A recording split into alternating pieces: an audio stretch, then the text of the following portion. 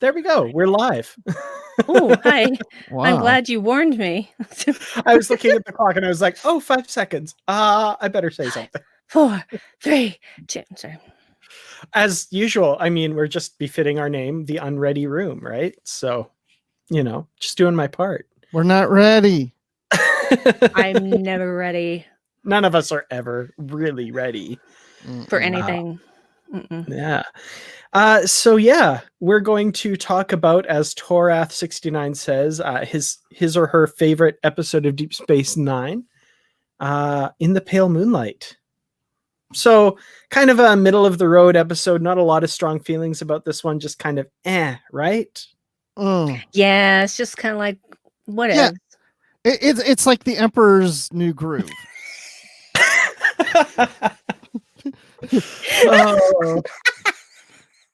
It's just nobody understands why that's funny, but that was before the show. You guys missed that whole conversation about the Emperor's New Groove. So I should have surreptitiously made us go live right in the middle of it. You should have. Oh, I would have noticed because I can see in my peripheral vision that little button that says scheduled, and when it goes live, it turns red.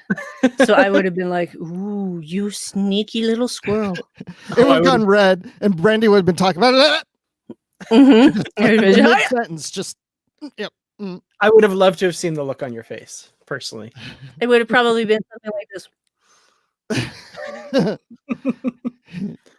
Oh yeah, so already a few comments, people saying it's their favorite DS9 episode. And Lawrence Todd says Ala Moraine. Not discussing that one. That one did not, unfortunately, win the poll. I actually voted for that one myself. I'm going to confess. I told my wife about the poll, and I said one of the because she doesn't know it as well as we do. So I said "Move Along Home" was one of that. She goes, "Okay." I said, "You may remember the episode Ala Moraine." And she goes, "Oh, that one. Oh no."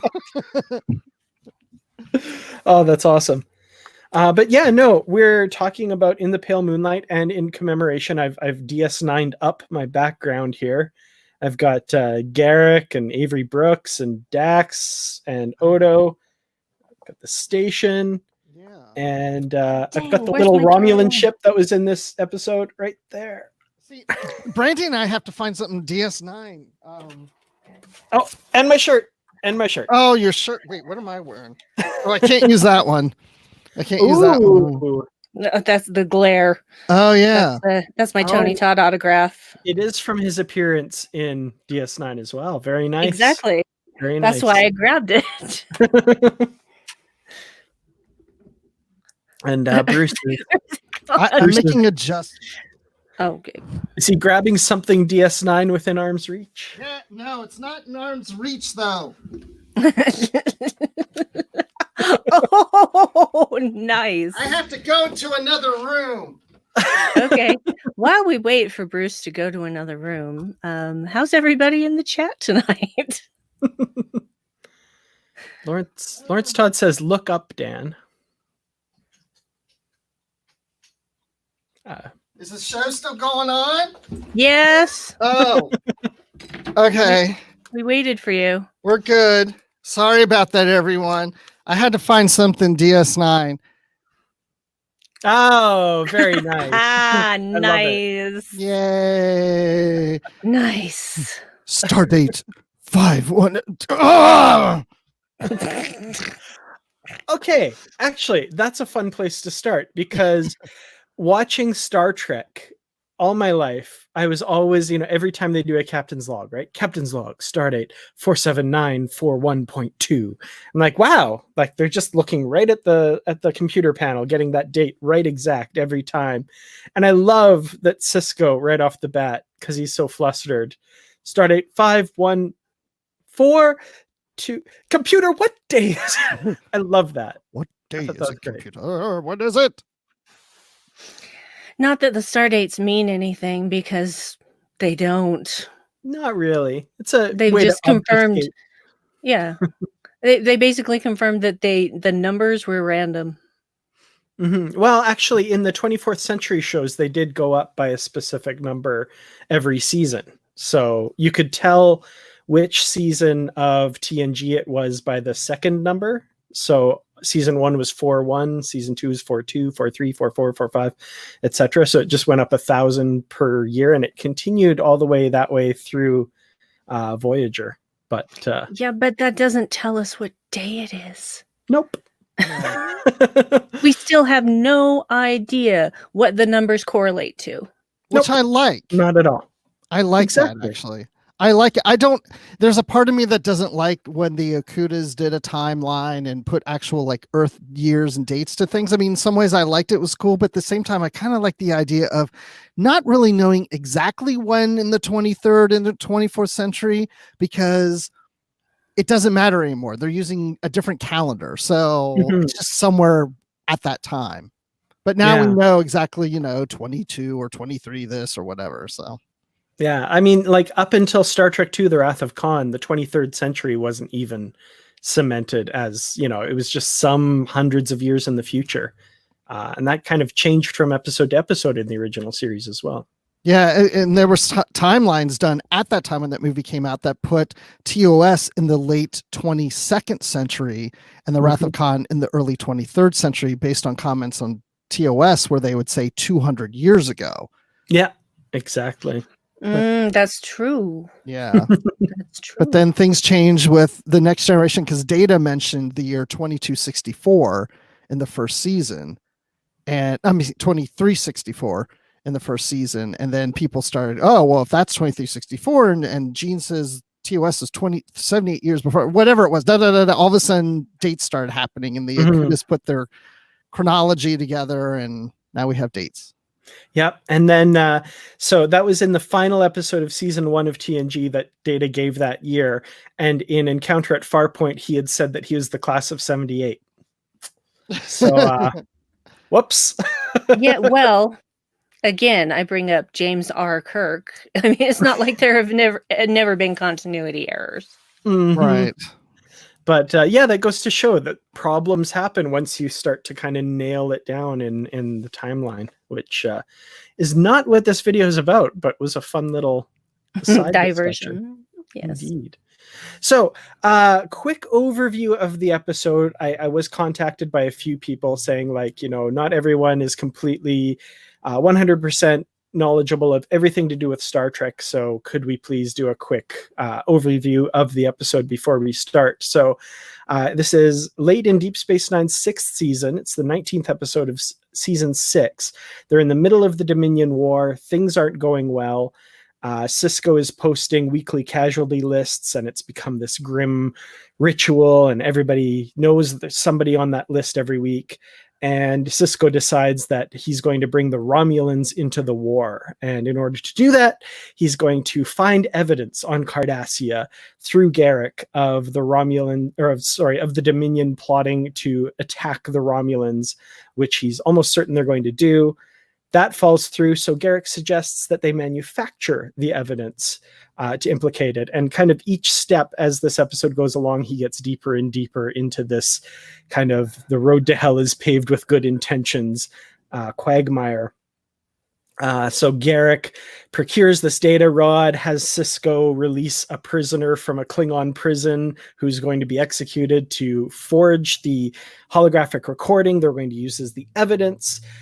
They present that evidence to a Romulan senator. The Romulan senator discovers that it's a fake and storms off back home aboard his ship, which Garak has planted a bomb on. The bomb goes off, kills the senator, and of course an investigation by the Romulans will reveal that he had just been coming from a meeting with the Dominion. The meeting on Deep Space Nine was off the books, so that's not part of the log. And he was subsequently killed while in possession of a data rod with evidence that the Dominion is going to attack Romulus, and any imperfections will be chalked up to the fact that, there was this big explosion, and of course the Romulans joined the war.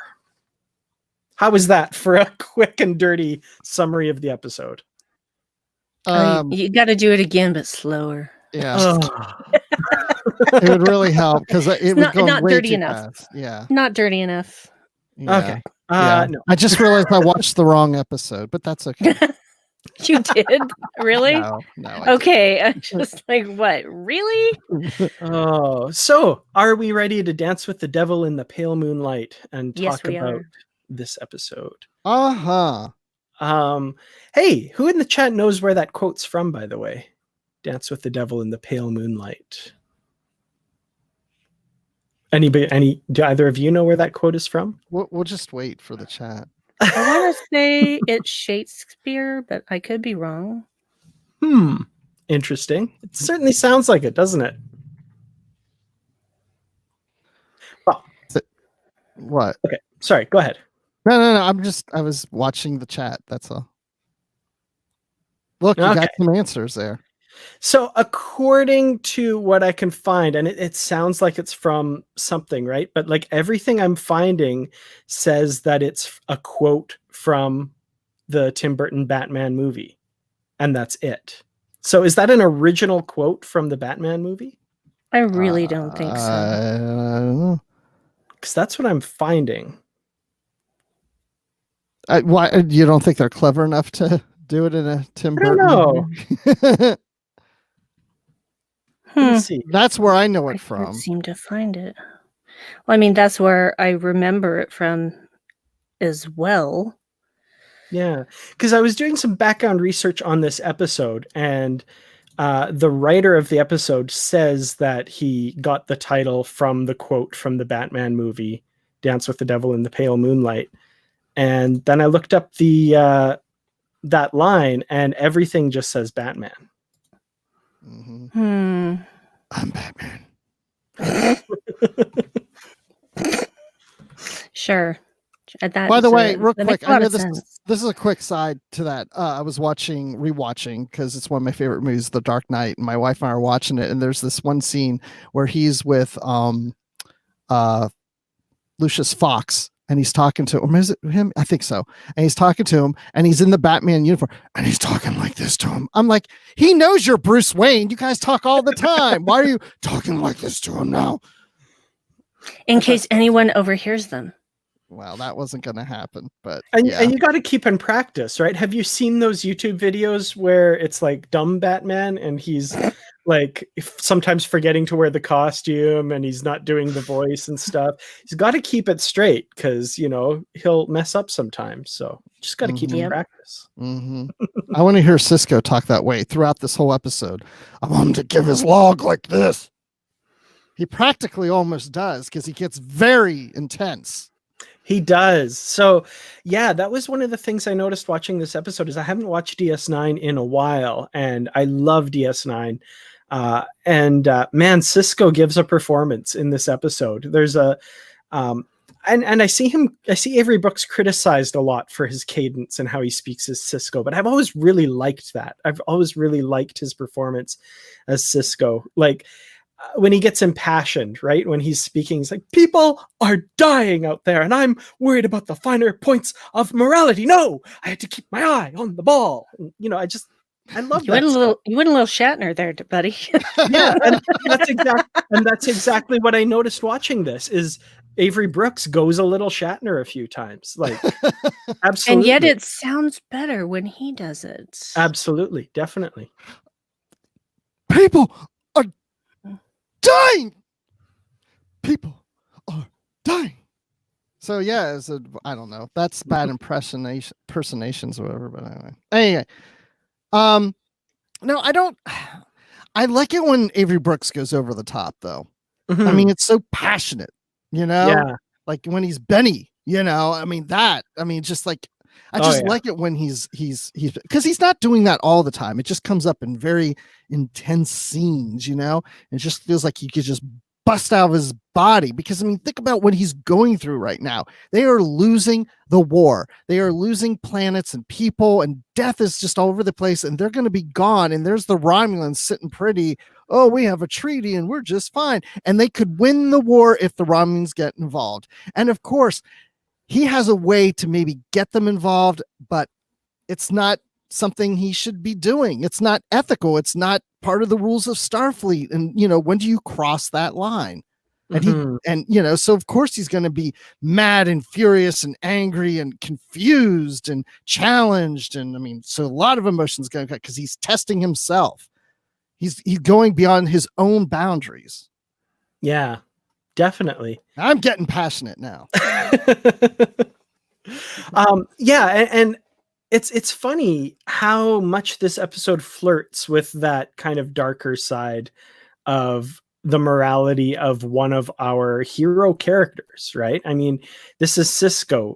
Starfleet captains have been described as paragons of virtue. So, this is him getting down and dirty, and each step he takes, he sums it up brilliantly at the end. I've lied, I've cheated, I've bribed men to cover the crimes of other men. Like all these things that he did in pursuit of his goal. It's an incredible journey to watch him on. And, I see lots of people defending this as, Star Trek at its best. But really, like when you think about it, it flies in the face of a lot of what people profess to be what Star Trek is all about, which is interesting. That's not my opinion, by the way. I'm just saying that some people would say that, right? Possibly, but what people seem to forget is that humans are not infallible, even in the future. And it's basically Garak sums it up the best, that Sisko has probably saved the entire Alpha Quadrant, and all it cost was a Romulan senator, a criminal, and the self-respect of a Starfleet officer. Now, I call that a bargain. Mm-hmm. And he's not wrong in that. Yeah. He's not wrong. And that's one of those things. It's honestly, this whole situation just feels it feels like something Section 31 would do. Mm. And so it makes me wonder, why didn't they do this? So it's interesting you bring up Section 31, because this is one of the things that I wanted to talk about with regards to this episode. Now, does anybody know what the episode that aired right before this was? Oh, it Vaguely. Was it the section that when with Bashir, when it's first introduced? Yeah. It's the very first introduction of Section 31, Inquisition. Yeah. So an interesting pairing of episodes. And my mind goes to this when I'm watching this episode, because in this episode, one of the guy who's supplying the genuine optolithic data rod asks to be paid in 200 liters of biomimetic gel. And that's strictly illegal in the Federation. The Federation controls the distribution of it. It's a controlled substance. Sisko has to go to Bashir to request this gel. And I just got to imagine Bashir. He's just gone through this whole thing with Section 31, finding out that this secret organization exists and that they subvert the aims of the Federation and do all this underhanded criminal stuff. And right off at the tail of that, his captain asks, I need this gel. I can't tell you what it's for. I'm not allowed to. This is a matter of Federation security. He's like, I want this order in writing. And Sisko's like, here you go. And it's like, well, I'm going to file a protest kind of thing. Like, poor Bashir. Like, I want to see what he's doing in the background of this episode. Like, well, I was wondering also, like, when I saw that, because I've seen this episode many times, but it really stood out to me. This time I was like, so if it was put in writing, whatever came of that? And exactly. And we recently read Hollow Men on Literary Tracks a couple months ago, which is a sequel to this episode. So I watched, I rewatched it then, but I don't even think that was addressed in the book, the follow-up book. Mm-hmm. It is mentioned in the book that Bashir was really depressed. Like, it makes sense because Una McCormick even mentions that the Section 31 thing had just happened as well. So he's having a bad couple weeks. So that's what I wonder is what happened to the protest he filed? Did it ever actually reach Starfleet? I mean, probably, but like Sisko said, Starfleet had given their blessing to the mission, so they probably just quietly filed it or buried it or what have you. Admiral Ross probably got it and said, "Thank you very much, Doctor." I think Section 31 intercepted it. That's what I kind of felt too. I thought, and I'm sure that they were doing it at the behest of Starfleet because that's what Section 31 does. So, yeah. And we know Ross is kind of in bed with Section 31 in season 7. So, yeah. And when we read Hollow Man, which of course is not part of this series, but is, a written sequel to this episode, there were members of Starfleet that seemed to know what Sisko did. So, yeah. But I mean, he did like he says outright in this episode, my hands were washed clean, or that's not what he says, but he says Starfleet has given their blessing to the mission. So, somebody somewhere approved this, and it was done through the actual chain of command, not Section 31 necessarily, which I kind of like. Like, I like that, even an organization as squeaky clean as Starfleet purports to be, it through official channels got approved that this would happen. But what else was there to do if we stayed squeaky clean?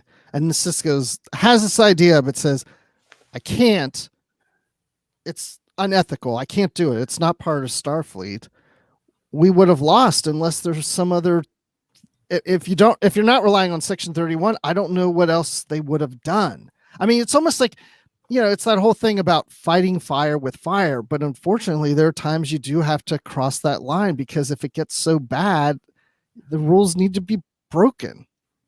And that's the thing about this episode to me, because when I first watched it the first time ever, I was like, Sisko's going against the rules. I don't know if that really makes him a great Starfleet officer. This is kind of anti-Starfleet and kind of anti-Star Trek. But then when I really stop and think about, no, this may be an anti-Starfleet thing to do, but this episode is so Star Trek because it calls these things into question.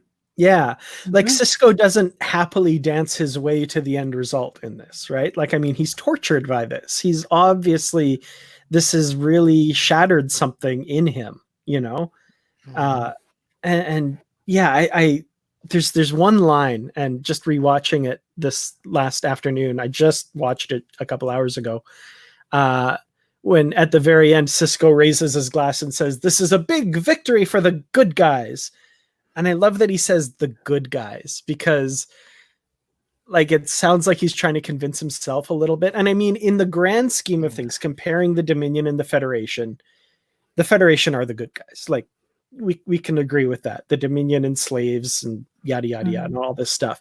But the tactics that he used are not good guy tactics. And I think that's a really interesting line that, again, it's him, I think, trying to pump himself up and convince himself, I'm on the good team, right? Yeah, I'm on the good team. Well, that's why he's recording that captain's log, because he has no one to talk to, so he has to work it out himself. He's talking to himself as if it's another person and trying to explain what happened and why he did what he did. And that's his therapy. That's his recovery. And that's what, I mean, of course we're talking spoilers in this, but that's why at the end, once he gets that out, and he can breathe, it's a sigh of relief that he can just go, okay, delete log. He never meant to keep it as a recording. He never meant to send anybody. It was his own therapy. Yeah. He didn't have Counselor Troy there. Tell me about your problems, Captain. Well, I got a different feeling about that line, a win for the good guys. I felt like he was being sarcastic. Yes, that's a valid reading as well. Absolutely. I took it more that way. Yeah, that's the way I took it. Was like, he is not happy about this in any way, shape, or form. Yes, lives are being saved, but at the same time, now lives are also being lost on another front, because Romulan lives are being lost. So, well, and the funny thing too about what Garak said is it just cost one Romulan senator, and I'm like, there were 4 dudes on that shuttle with him. It cost 5 Romulans. What is your math? He said it twice. I was like, what about the other guys? They don't count. Exactly.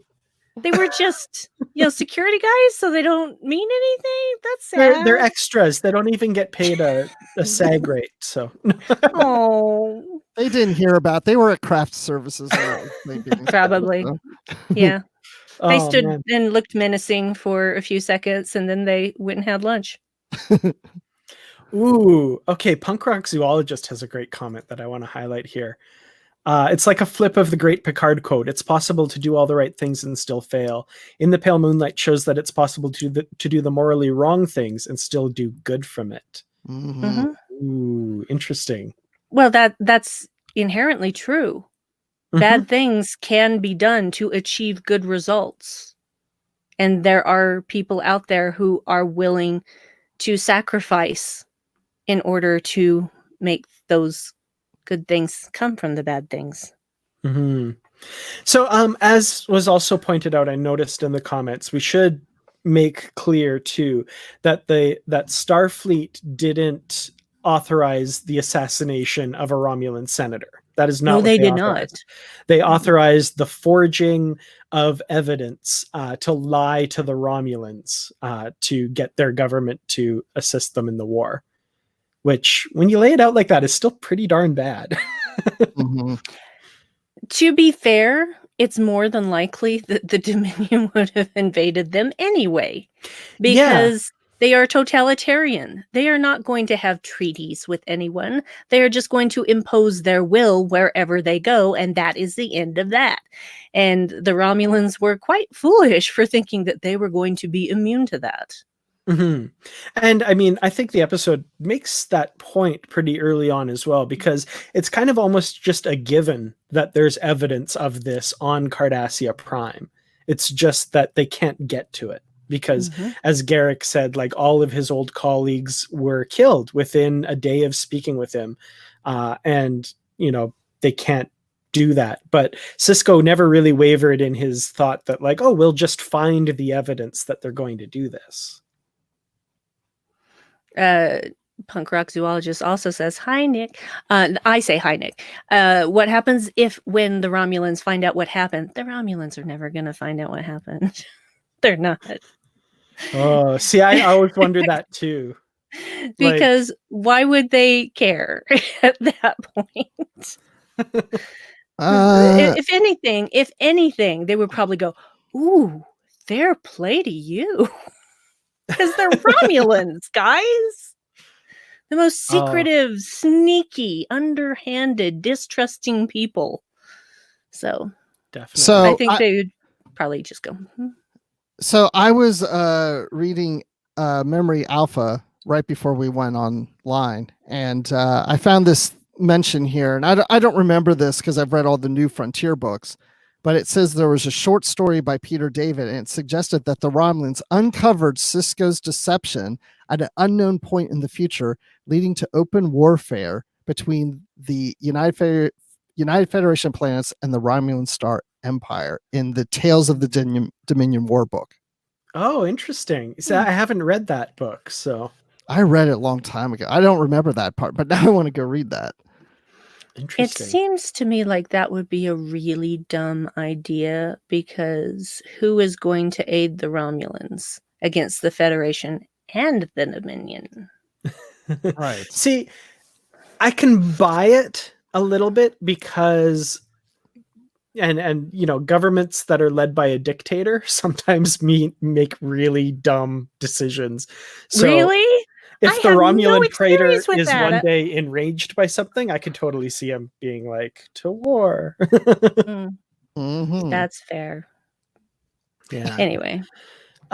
So we're going to obviously talk about Garak at some point, but I want to talk about Stephen McHattie as Senator Vreenak, because I love his performance in this. I love his kind of acerbic attitude towards Sisko, and just that he just oozes that Romulan arrogance, but also with like the huge amounts of intelligence behind it. What did you guys think of his performance in this? I thought he was great until the "it's a fake" line, and then I was just like, you really couldn't You really couldn't get a better reading than that for that line? Really? Oh, that's one of my favorite line readings. I just found it completely took me out of the moment. He didn't seem wow. upset enough. It was just, it was like a caricature to me. It was Interesting. not convincing at all. Interesting. I've got thoughts on that, but Bruce, It just did not work for me. Well, that line kind of takes me out of it now because it's been a meme for so long. I mean, but originally when I saw it, I mean, I liked it, but now I'm just like, oh, here it comes, and then I laugh every time I see it. So it's a different thing now. But the thing I liked about his performance is when they're in the holodeck or the holosuite watching the program, and he's just watching it, observing it, studying it, and Sisko is just like, he's just still. He's just like, oh crap. Yeah, he's just trying to play cool. And he just looks over at Sisko and he's just like looking at his react, like he's studying everything. And then I love it. And he's like, I want to take a look at that rod, like it's all the whole time. It's like, I'm not falling for this. There's an interesting thing right before he says it's a fake. Right before that, just the way his face looks when he dismisses the other Romulan out of the room, or the guards out of the room. This look on his face is almost less anger and more disappointment. Like, I don't know exactly how to put this, because I know he thinks very little of Starfleet. He says, my opinion of Starfleet officers is so low that it would be hard for you to disappoint me or whatever. But there's still this look of like, I never thought that Starfleet of all people would actually have this hubris to do this. Like, he's like, can't believe I have to deal with this now. Like, I can't believe that Starfleet did this. Like, he's disappointed that he has to confront Sisko, which I thought was a really interesting choice. And then, so the line, it's become such a meme now that it sounds silly to me now, but I still remember watching this episode for the very first time and just the floor falling out for me when he says that to Sisko, and like Sisko's look on his face is just like, oh crap. Like, what do we do now? Starfleet can't be caught doing this. And I remember the first time that I watched it, and I still didn't like the reading the first time I watched it, nor have I liked it anymore every time since. Because it's not the look on the face, that was fine. It was just how he said that line. And I'm like, why did they use that take? I just don't understand. It just seemed, I don't know, wrong coming out of his mouth that way. I would have preferred something like, it's a fake, something more angry, or something more worthy of a disdainful Romulan senator. And that's just not what I got from that reading. It almost feels like it's playing to the audience, that the director is like, it's melodramatic. That's the word I'm looking for. Yes. And I did not like that. Yeah, I just feel like the director's like, okay, this is the big reveal, and we're gonna pause for a moment, and I just was, it's a fake, or whatever. But yeah, it's a bit melodramatic, but I mean, it doesn't bother me. I mean, it's never really bothered me. But I do agree with you, Brandi. I think that it could have. I think realistically, I think it would have been more of anger, directed at Sisko. I do want to address something real quick. I think I saw earlier here, because we have punk rock zoologist up, his comment up here forever now. But sorry, Marg, hey Nick, you're Nick. Famous. So Marg says Vreenak is. Wait, that wasn't it. Wait, hold on. Do you think Vreenak was lying? And I want to touch on that. I don't think he was lying necessarily, but there we go. It would be interesting if that were the case, that he studied the rod and maybe he still can't conclude if it's a fake or not, but he just believes it is. So he's just going to say it is, that he's just going to, it's almost like a test to see how Sisko reacts, and just say, it's a fake. I know it's fake. And he, whether he found that out or not, he's just going to say that he's just lying. Yeah. And I've always had that thought in the back of my head watching this as well. Like, is Vreenak just testing Sisko? Right. You know, I don't think so. But it's we really don't know. But Yeah. I don't think so. But yeah. And I think like if this were playing out in real life, like if this were a real life situation and we saw what happened from there, I think what Cisco would have to do is continue to insist that as far as he knows, it is in fact genuine and you need to take this to your government. We've analyzed it ourselves. We believe it to be genuine. If your thing has come out with something different, fair enough, but that's not our official stance on this. Is kind of what would have to happen, because I think like I don't think in real life the captain would go like, oh no, you've discovered me, you know. Oops. Yeah. Yeah. You got me. The proper response to that would probably have been, well, your testing methods probably suck. Yeah. Insult them. If I were Cisco and someone came, it's a fake. I'd say, wait, well, hold on. Let me see that. No, this isn't the right one. Let me go get you the right one. And then I bring the same one back in. This is the right one. Check this one out. Yep. The old then I bait run and out of the switch. room. That's not a bait. Yeah. Yep. So I do have to ask, have you guys seen the video out there where it's Vreenak declaring just a whole bunch of different stuff and people have like Yes. edited different things into the video and he says different things like, it's a rake, it's a snake, it's a lake. I have not seen that. I saw that years But now I ago. want to. It's worth looking up. I assume it's still out there. It's I'm sure ridiculous. that it is. Trek things live forever. Definitely. It's a rake. That's the one I remember. He's holding up a rake. Yeah. It's just like badly edited in. Like you could just, he's holding up a rake. He's got a snake in his hand. Nice. It's a cake. Don't ruin it for me anymore. I want to see it. Sorry. Oh man. Okay. So Andrew J. Robinson, the man himself. Garak. Who's that? Mr. Garak. Plain simple Garak. So great. So great. I open up the floor for fawning over Garak and how amazing he is in this episode. Garak is my favorite Deep Space Nine character, and you know how I am about favorites. So when I say it's my favorite, that means something big. Yeah, he's always been my favorite from day one. So there's just he's so complex and yet so simple. And you never know where you stand with him. You never know what he's going to do. And yet I feel like that there is this redeemable quality to him as well. He's just love him. His performance, Andrew Robinson is fantastic in or out of the makeup. Don't get me wrong. Because I've actually seen a version of The Drowsy Chaperone with him as the old man. Anyway, if you haven't seen The Drowsy Chaperone, that means nothing. But he's fantastic in everything that I've seen him in. So bringing that sort of attitude to Garak and being able to play him like he did, just Agreed.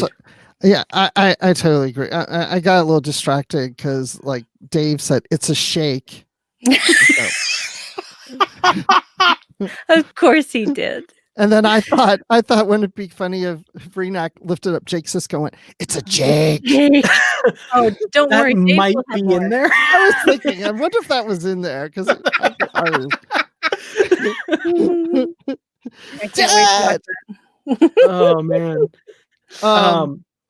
Right. Yes. Go ahead. Well, no, I was just gonna say, yeah. I mean, everything that Brandi said, yeah. I mean, he's fabulous in there. I think the one thing I really love about Garak is that anytime you see him in an episode, you know it's going to be really good. He's just not there. He's just not like, oh, in this episode, Garak just happened to be there. There's always some depth and question to him. What is his motive and who is he really and who's he connected to? And is he really connected to anybody or is that just show? And there's so much depth in this guy. And he My favorite scene is just when Cisco goes in there and just like hits him and they get into argument and he explains to Cisco, oh, you wanted me to. That's why you came to. I mean, it's like, yeah, why else would Cisco go to Garak? To do the things that Cisco can't do? Of course. Mm-hmm. Of course. Mm-hmm. And Garak is always thinking 2-3 steps ahead. And I love that about him.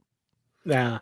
There's one little bit with Garak in this episode that just I love, and it's very subtle, and like, because he has some very broad moments, right? When he's threatening Graython, and when he's pontificating to Cisco about that's why you wanted me. But there's this one really subtle moment right near the beginning where he warns Cisco, like, this might be a very messy, very bloody business. And Cisco says, Mr. Garak, I'm already involved in a very bloody, messy business. I just posted my latest casualty report. Blah, blah, blah. So, will you do this? And Garak, it's this pregnant pause, and Garak looks Cisco in the eye. I accept. Like, he just like regards Cisco. Like, he's looking at Cisco saying, like, how far is he willing to go? And he sees something in Cisco's eyes that he's like, yep, I'm in. You're not going to half-ass this. I'm going to, yep, I'm in. Yep. Garak Brilliant. elevates every episode he's in.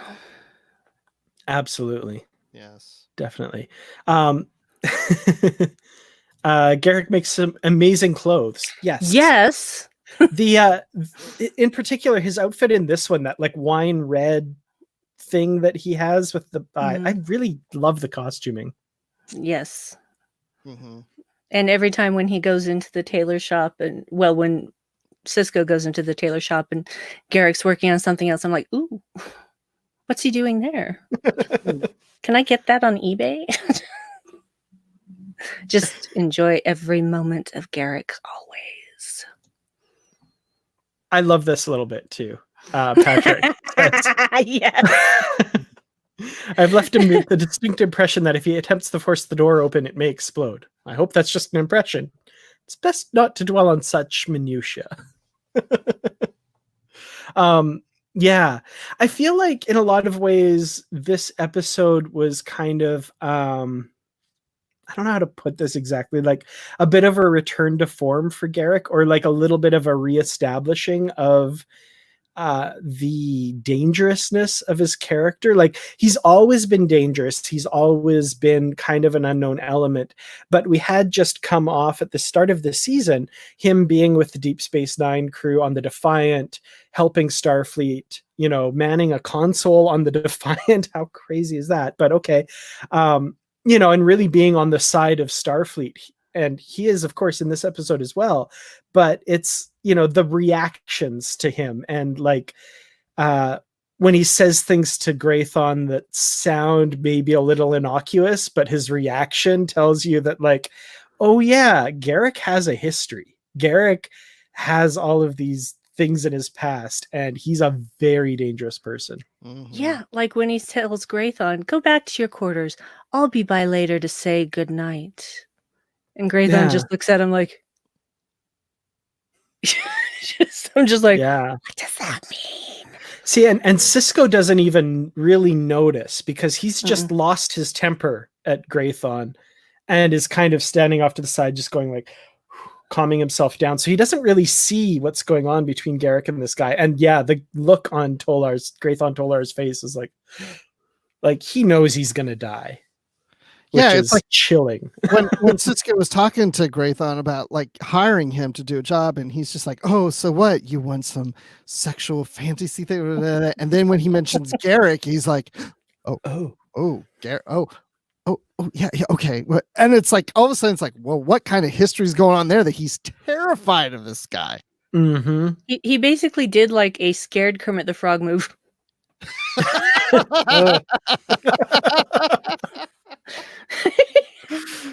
Oh, he did. I know. That's what I thought of when I saw that scene. I'm like, and then they wrap the scene, and Jim Hansen stands up. All right, cut. I thought it was a real actor in that. It was a Muppet the whole time. Yep. He was really good at designing those Muppets, man.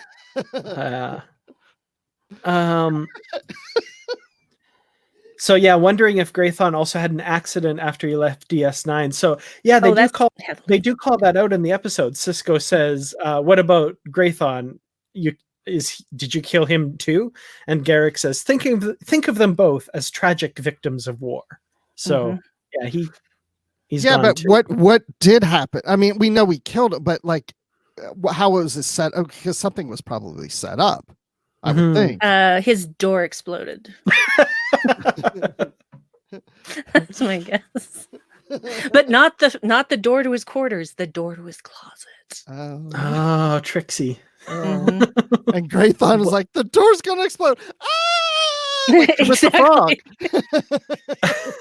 the frog. I'm sorry, I've ruined that for everybody. I love it. Chris Hill says Cisco also became a bit Darth Vader with Tolar as well. And I totally, I am amending our agreement. Pray I do not amend it further. That's what it sounded like to me, right? I'm making a new agreement. Very Definitely. much, yeah. Yes. So what else do we want to talk about with regards to this episode? Brandi, by all means. And this is something I wanted to talk about, but someone has also brought it up in the chat. Wow, brain. I love the scene between Cisco and Dax when Dax is playing devil's advocate Romulan. Yes. That was amazing. One of the best performances I've ever seen from Terry Farrell. I really enjoyed that. Yeah. You'd make a fair Romulan. As I was watching that performance from her, I thought, man, I really wish they would have cast her as a Romulan in something. It's pretty good. She would have made a great Romulan. But she Definitely. prefers the spots to the ears. Yes. I don't think that was necessarily true in real life, though, because sitting there and getting all those spots painted on her could not have been fun. No. True. Tedious. I almost picked the wrong comment. There we go. Marg, Cisco made Quark's day with the bribe. That is another really great scene. Like how uncomfortable Cisco is, and how like immediately as soon as Cisco starts, Quark is just like, "Oh, I know what's happening here." Such a great scene. Restoring his faith in the 98th rule of acquisition. Every man has his price. Oh, Cisco, what are you doing? So anything else that people would like to bring to the floor? Yeah, because I'm trying to think. I think we've covered almost everything. Yeah, I feel like I can sympathize with Cisco and why he did what he did, because when it comes right down to it, he did what he did to save lives, to keep people from dying, to keep the Federation alive, to keep Starfleet alive. And those are pretty heavy weights to carry. And wow, just him being willing to keep going. And he makes it sound as he's talking it out that he's like, "Oh, I should have done this then, and I don't know why I didn't stop myself." And I just thought, because you knew there was no other way, dude. There was no other way. And he did what had to be done. And yeah, people died. How many more would have died had he not done that? So yeah, there's all of those thoughts. And I'm not saying that that's always a justification for doing something bad. I'm just saying that, again, sometimes bad things lead to good things. Sometimes something bad has to be done so that something good can come of it. I like that it's an episode with no easy, answers. Like, would you do what Cisco did? Probably not. But then what would the consequences of that be? Probably a much worse outcome than what happened in the episode. Like Beta Z had just fallen to the Dominion in this episode. This to me is like the turning point of the war, as Cisco says. I think within 2 weeks to a month, they talk about how close Beta Z is to Vulcan and or Tellar, which are also all very close to Earth, and that's the ball game, right? Like that's the Federation. Well, that's 3 of the founding members of the Federation. Yeah, like I think the Federation falls in a month or 2 of this episode had this not happened. And this is the way that I look at it. Would I want to do these things? No. But could I bear it if the Federation falls and I could have stopped it? Can I live with that? Mm-hmm. Yeah. So 2 wrongs do make a right. It just it was way more than 2. Well, actually it's 1, 2, 3 lefts make a right, right? Exactly. So 3 Oh, 3 Chris Hill says it. that's just the thing. I mean, so as I'm thinking through this, I mean, Sisko, he's playing poker. That's what he's doing here. He's playing poker. He was not intending for anyone to lose their lives from this. He had no intention. Maybe in a sense he did, but he didn't really have intention to do what Garak ended up doing, and that was 2 lives were sacrificed, or more if we count the guards or whatever. 7, really. It was 7. 7 No, of 6. them. 6 lives. 6 lives. So 6 lives. No, yeah, no. 5. Yeah. Okay, 1 Romulan senator, 4 guys. That's 6 lives. Sorry. 6 lives. So 6 lives. I can do basic math. But that was not Sisko's plan. That was not his original intention. And then my thought is then, what would Sisko have done if Garak wasn't around? If Garak wasn't part of the equation, that Garak didn't exist on the station? I don't know what Sisko would have done anything. I mean, what could he wouldn't have been able to come up with a plan to, I mean, it was really Garak's plan more than anything. And Garak's the one who made it happen. I mean, Garak is the war hero in the story. Yeah, only Garak made it happen. So Garak's the savior of the Federation, basically. He is. Pretty much, yeah. Interesting. I was just reading some background information, and I was looking for my copy of the Deep Space Nine Companion. I was going to do that, but I don't have it with me. But so I'm relying on Memory Alpha. But one of the things that's interesting is initially it was supposed to be Vulcan that was invaded in this episode. So they had narrowed it down to 2 planets, and they wanted one that would carry weight with the viewers. And they had narrowed it down to Vulcan and Beta Z. And then they initially chose Vulcan, but then decided it carried too much weight. So they made it Beta Z. I agree. That would have been too much weight. Yeah. But interesting. Like, I like that. Yeah. Beta Z is scary enough that you're like, this is bad. But Vulcan, and you're like, oh, it's over. It's over. We're done. We're screwed. So once they start getting those original worlds that form the Federation, that's just, oof. It's only a matter of time then. One little minor thing in this episode, very small thing I love though, is when Sisko and Garak encounter Worf in the corridor outside the airlock. And just that look that Worf gives Garak, that kind of teeth-baring. Just like, look of that's Worf's disdainful look. I mean, I hate to see his angry look because that was basically just disdain. Now anger, that's the scary part.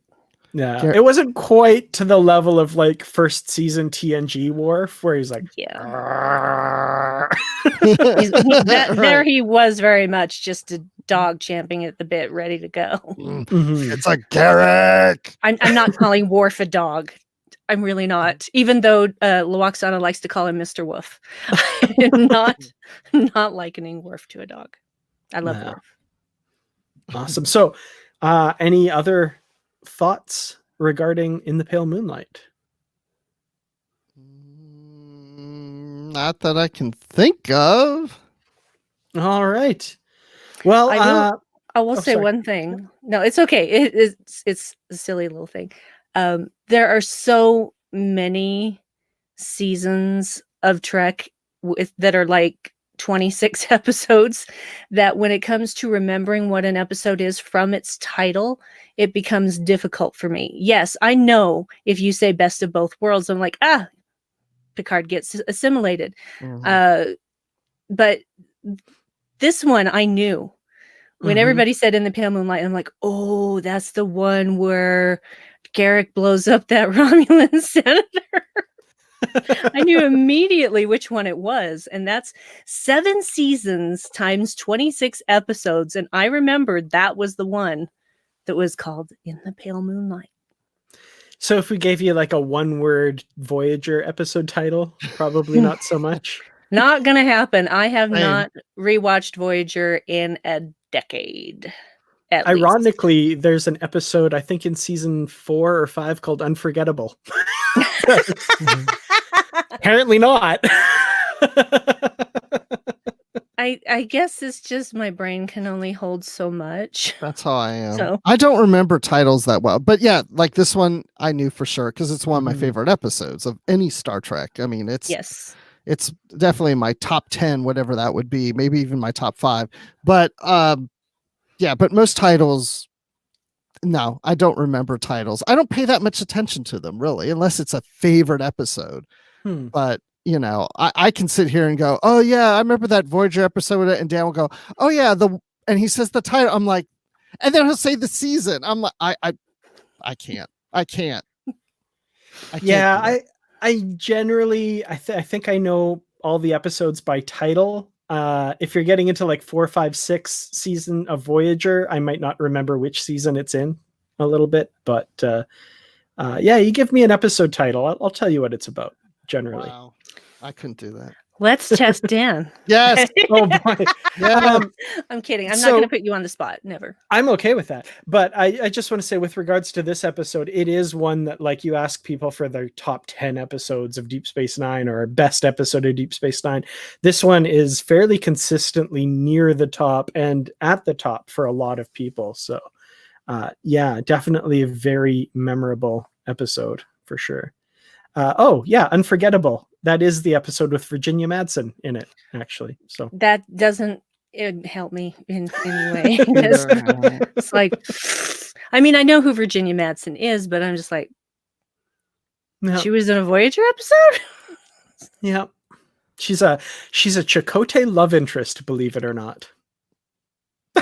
Your face. That's great. So okay. Dan. Uh-oh.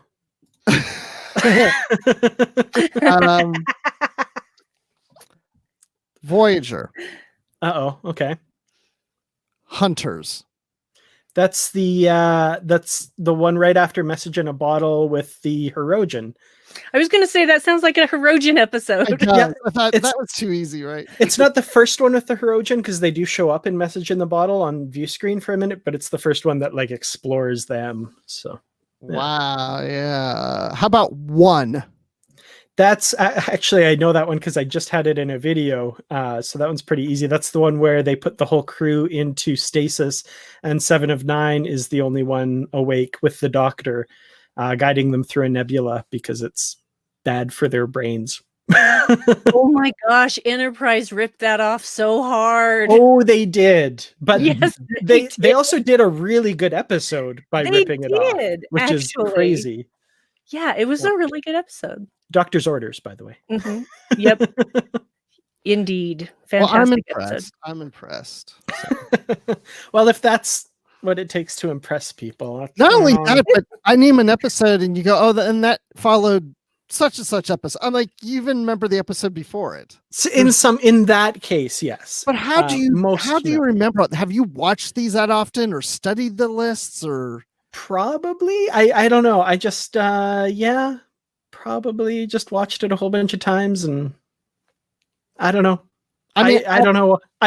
I wish it sometimes wasn't taking up room in my brain, honestly. It's just people's brains work differently. Like I can't do that. Like I think of all my favorite shows. I mean, I have other favorite things besides Star Trek, and even shows that I feel like I know inside and out. I could not necessarily tell you the episode that's right before that one. Mm-hmm. Like the name or any, like I couldn't do that. I just Yeah, I usually couldn't do that, but with that one, there was kind of an arc of episodes, and it was Message in the Bottle was kind of the first of that arc with the Herojans. Mhm. So, love Lawrence Dodson. What about the Voyager episode where Neelix made bad food and Kess was uncertain of something? It's kind of like that episode of Three's Company where there's a misunderstanding. Yeah. I've seen that one. Yes. Yeah.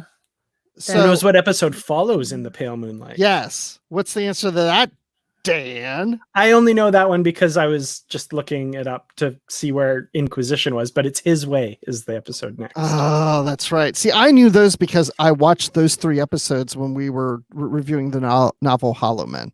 I watched all 3 of this because the novel takes place in between those. Yeah, and it kind of alludes to all of those episodes. So yeah. Mm-hmm. Oh, one final thing for me that I totally forgot, and I can't believe I forgot this. I'm so ashamed that I forgot this. Shout out to Jeffrey Combs for playing Pretend Wayoon. Yes, absolutely. That's one of the things I always forget when I watch this episode. I'm like, oh yeah, Wayoon and Damar are actually in this episode. Oh yeah. Yep. Fake versions. It doesn't matter. As long as there's Jeffrey Combs, I don't care. So, Elwood Dow Jr., any other good moral/ethical dilemma episodes to discuss? This was fun.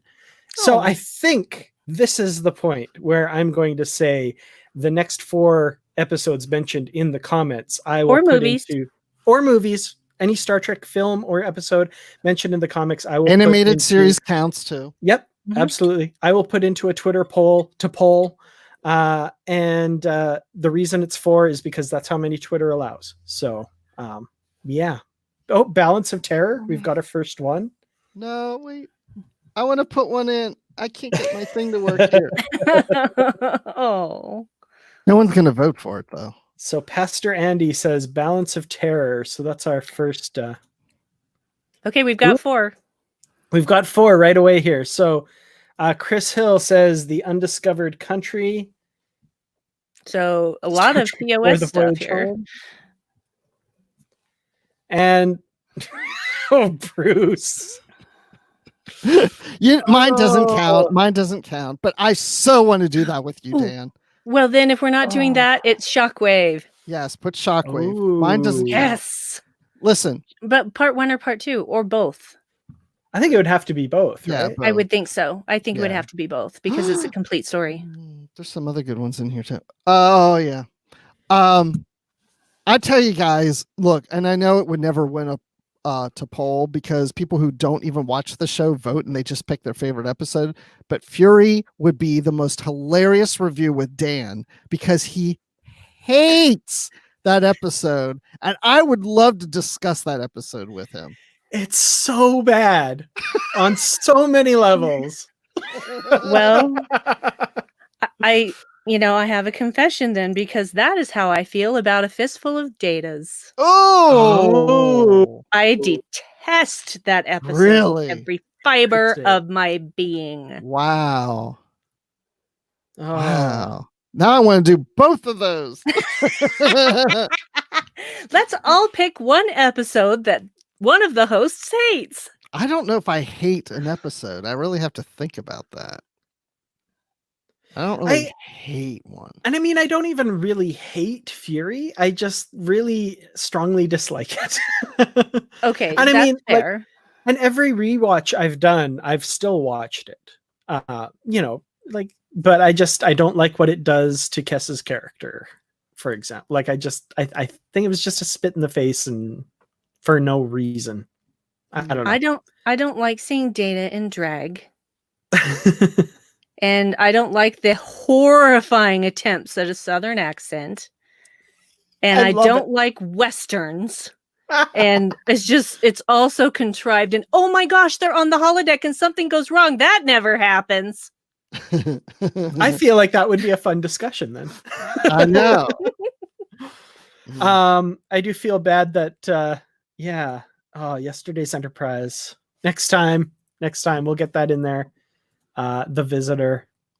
Now that one and In the Pale Moonlight are my two favorite DS9 episodes. Yeah, those two are right up there for me as well. Far Beyond the Stars throw in there as well. And that too. Yep. Yeah. So which one is Fury? That's the one in, I want to say, season 6 of Voyager, where Kes shows up as an older woman and uses the warp core to travel back in time, and takes over the life of her old self to get revenge on the Voyager crew for something, and like sells them out to the Vidians, and then they stop it all by having the Kes from the past program a hologram to talk to her for 10 seconds and remind her that she actually loves the Voyager crew, and then they send her on her way. That sounds great. It's horrible. You do It's great so bad. summaries. So what? Yeah, Brandi, that look is correct. What? That sounds like kindergartners playing together and say, okay, let's play Star Trek Voyager. I want to be Kes. Okay, but you're a future Kes and you have to come back in time and be mean to your old self and just like, what is that? It just sounds awful. Worst episodes would be fun too. I feel like this would be a good forum to talk about worst episodes, because I don't really want to do that on Positively Trek, the podcast. Of course not. Unless it's to say good things about them. That's true, Take an episode that is generally reviled and find the good in it. I'm usually good at that. I actually, little secret here, I kind of like Move Along Home. Yes. I do too. I mean, not all of it, but I really actually, as a whole, like the story. Yeah, like it's one of those things when like I watched it as a kid and loved it, and like as an adult and knowing how story structure works and stuff, I see why it doesn't work, but I still enjoy the heck out of it. Well, I don't love it, but I also don't hate it. But I like it more and more because I have so much fun with it. You know, it's like I laugh at it. And I also have noticed over time how much it feels like a TOS episode from the 60s, like a bad one. Yeah. It actually very much does. And I hadn't thought of that. But yeah, you're right. Yeah. You're right. That's interesting. One thing I love is I love the actor Joel Brooks, who often plays really horrible people. Mm-hmm. And I loved him in that episode. Absolutely loved him. Like, I want more of this Joel Brooks. This is great. Because he's just move along home. He's just like so happy, and yet at the same time you're like, what is he up to? And then it turns out he's not up to anything, y'all. It was only a game. I know the delivery of that line. Yeah, there's just there were just some moments where I'm just like, this guy could do anything. He's just one of those character actors of the day. Yeah, this is a good point. It would be pretty hard to find something nice to say about Code of Honor. Yeah. Yeah. I can find something nice to say at anything, but sure. What is wrong, Dan? I can't think of anything nice to say about Code of Honor. Oh, come on. They have a fluorescent light jungle gym that they fight in. That's where my brain went too. Like is there something cool about the set design there? Nah. No, but as you know, if I had been a lot younger when I saw that episode, I would have been like, "Ooh, I want to climb on that." But yeah, I just Oops. Oh no. So now Masks, I can think of something good to say about it. I don't really like the episode, but I could think of something good to say about it. Oh, God, I haven't seen that in forever. Gosh, now I feel like I'm going to take it as a challenge to watch Code of Honor again and see if there is anything redeemable about it. I feel like I'm not going to do that soon. I feel like there's something in there that I remember finding funny, and I can't remember what it is. I remember. It's something when they're beaming down or something, or I don't know. What? There's one thing I find funny, and it's where Geordi and Data are talking, and Data starts to tell a joke, and Jordy's like, no, you promised no more jokes. And he like, but he finishes this joke and it's like not that funny. And then it was how does the joke go? It's like the punchline is like including or like the Kittleys, did I or something like that. And Jordy's like, no. But then Data says, including the Kittleys, I have told. And then Jordy cracks up. I do like that moment. Yes, there we go. Yeah. We found one. See? There's good in everything. Except some things. So the one where Beverly bangs a space ghost. Sub Rosa, oh dear God. I need to watch God. that again. That's been a while. Oh God. See, I remember the episodes. See, we're naming titles of bad episodes. I remember which ones they are. So I remember the really good ones and the really bad ones. It's the ones in the middle I can't remember. Yeah, I'm with Mark. No. Yeah. Lawrence Todd, Up the Long Ladder. Yeah. Well, now I don't remember what that one is. Me either. That's the one where the Enterprise is season 2 of TNG. They there's 2 colonies from this ship. One is the Irish back to. Oh Lord, no. Yeah, there it is. Yeah. No. And the other is the clones. Yeah. Mm-hmm. The whole thing about washing. You generally start at the top and work your way down. I'm like, Oh gosh, I haven't seen that one for a long time either. Yeah, the stereotypical Irish.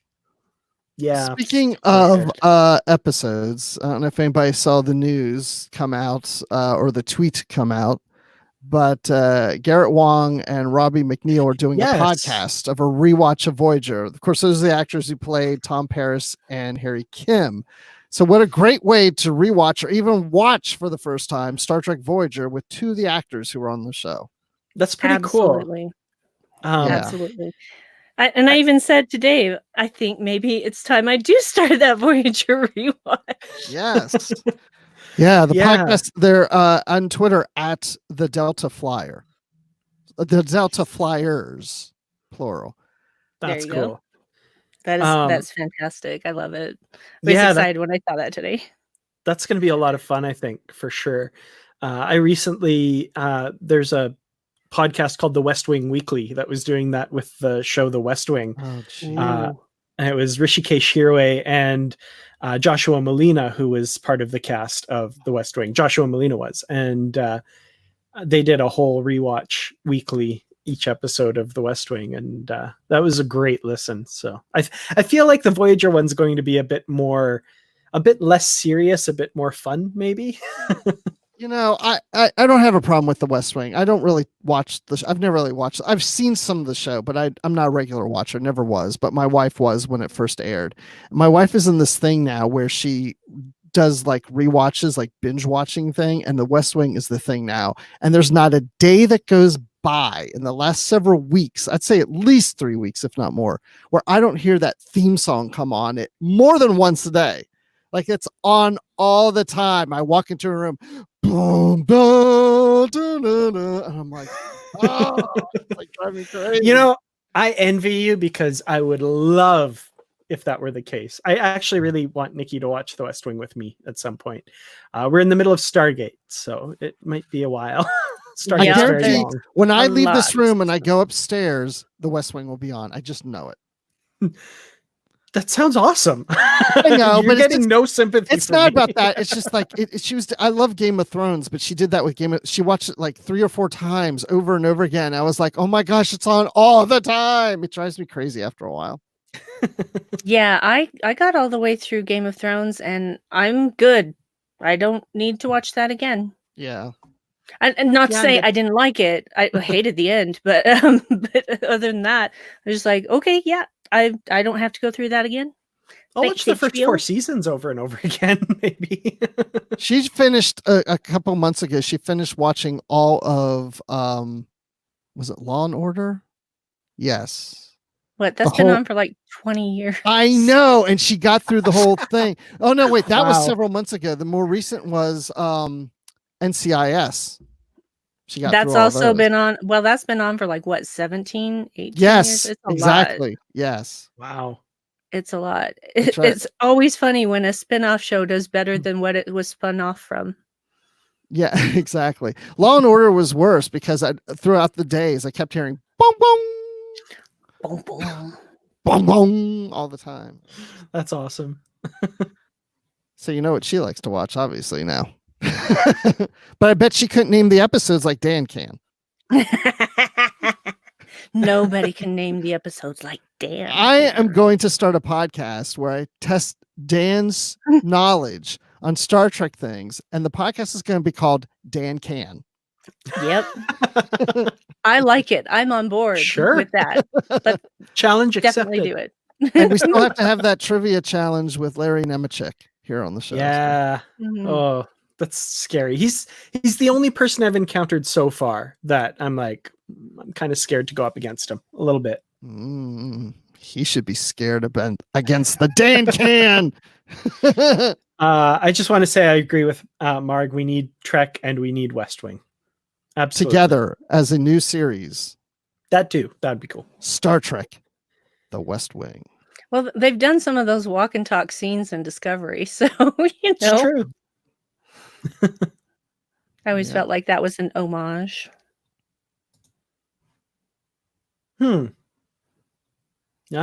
See, now the West Wing, I could almost come close. Actually, Stargate would probably be the next thing that I could maybe come close to knowing a lot of the episodes, but not nearly all. West Wing is close behind that as well for me. So, can you name? Do you know the name of your neighbors? I know the name of the neighbors over there, not over there. I know the name of the neighbor's dog. Does that count? Oh, I know the name of the neighbor and the neighbor's dog over here. They're very sociable and very nice. These guys, they kind of give you the side eye whenever you see them. So, yeah, we're all. I swear we're just all introverts in my neighborhood because we're just like, we don't have block parties. We'll say hi to each other if we have to. It's not a matter of dislike. It's just a matter of social stuff is exhausting. So in my group, there's in our company, there's me and this other guy that kind of have the same job. So he's very much the social butterfly, and he's always got to, let's all get together and have drinks and let's all cook and make food but he doesn't live near me. He lives in a whole nother state, but he works remote at home. But anyway, he tells me how he has all the neighbors over almost every weekend stuff, and his name is Matt. And then he was telling me the other day how his wife was texting someone in the neighborhood and the autocorrect was changing Matt to Marty because she kept typing it wrong. So it kept changing to Marty. So he got this nickname Marty. And then someone said about him throwing parties all the time. So now he's known as Party Marty. His name's Matt. And new people are moving to the neighborhood and don't really even know his real name. They just know him as Party Marty. He said he was at the grocery store one day and someone shouted, "Hey, it's Party Marty." Wow. Poor guy. Yeah. I think he likes it. Well, okay then. Believe me, he is not tonight on YouTube doing a show right now. But then he doesn't have people over either. So not until all this is over. Well, until all of this is over, we will always be here Friday nights. Hopefully, I intend to keep doing this as long as we're stuck inside. So it depends what episode is chosen. So choose wisely. Yes, choose wisely. So that's one thing I want to reiterate when we're doing the Twitter poll. Not necessarily the best one, but that's what's going to happen because people who don't listen to the show that just see the poll, they're just going to go, oh, and they're going to vote for their favorite episodes. Yeah, that's true. And we do get 100+ people voting in the poll and 40 people showing up here. I think at one point I was noticing the numbers. That was kind of the highest that I noticed tonight. So, so a couple of things. Vote in the poll for the episode you want us to talk about and tell a friend about this Friday night thing that you think would be interested in joining as well, because there's lots of you, but I think we can get this bigger too. I think I'm we can going to have a lot tell of Party fun. Marty to be here. Totally. I want somebody called Party Marty at these things. Yeah. That So- better be his chat handle, man. Exactly. I think it would be, so it was interesting last week because we put the poll up right towards the end here. We had it going on during the chat, during the show, right? We got the poll out there, and there were two episodes or two things. I think it was Star Trek Beyond, and was it A Fistful of Datas? No, it Were was those- Pale Moonlight. No, I thought it was two other ones, and Pale Moonlight was at number 3, and it wasn't until later that all of a sudden it just like Oh, it was Move Along Mhm. Home. move along. Because Move Along Fistful Home of got it. Datas was actually in the it was the was. loser of them all. That's right. Yeah, it never And got rightly ahead so. at all. No, just kidding. It was tied for the longest time, like right, it was like Move Along Home and Star Trek Beyond, and then like the next day I looked, and all of a sudden it was in the Pale Moonlight was just taken off like crazy. Mm-hmm. What I think happened was the people that are like really into this probably voted for Move Along Home because that would be the funniest discussion. Right. And then the normals, all the mundanes The voted. normal people showed up. The normal people aren't here tonight. That's what's happened. Good. Yeah. All of us, we're all abnormal and unready. And it's much more fun that way. Definitely. So, but I think this was a really fun discussion. I think Elwood Dowd put it best when it was a fun discussion because it was a ethical dilemma episode, which is fun. Yep. Yes. Stardate 517. Oh, what is? Oh. All right, so yeah, I will get this poll up, and this poll up, and we will vote on what we want to talk about next week. So, What is Lawrence Todd saying, Dan? I don't get that now. Where are we here? This one? Yes. In the Pale Moonlight is another episode, No. Bruce. No, That's read not it what he said. again. In the male Moonlight. Oh. Yeah, my brain just corrected that, and I did not see it. Oh, the thing is, I do stuff like that all the time. Oh, all the love it. time. Abby who? Abby who, Mike? I don't know. Abby Normal? I mean, normal. Abby someone? We're getting into Do you Young get that? Frankenstein territory. Yeah. All right. Well, have a great night, everybody. We will see you in a week, same time, and we will discuss Balance of Terror, The Undiscovered Country, The Voyage Home, or Shockwave Parts 1 and 2 from Enterprise. So until then, see you next time. Adios.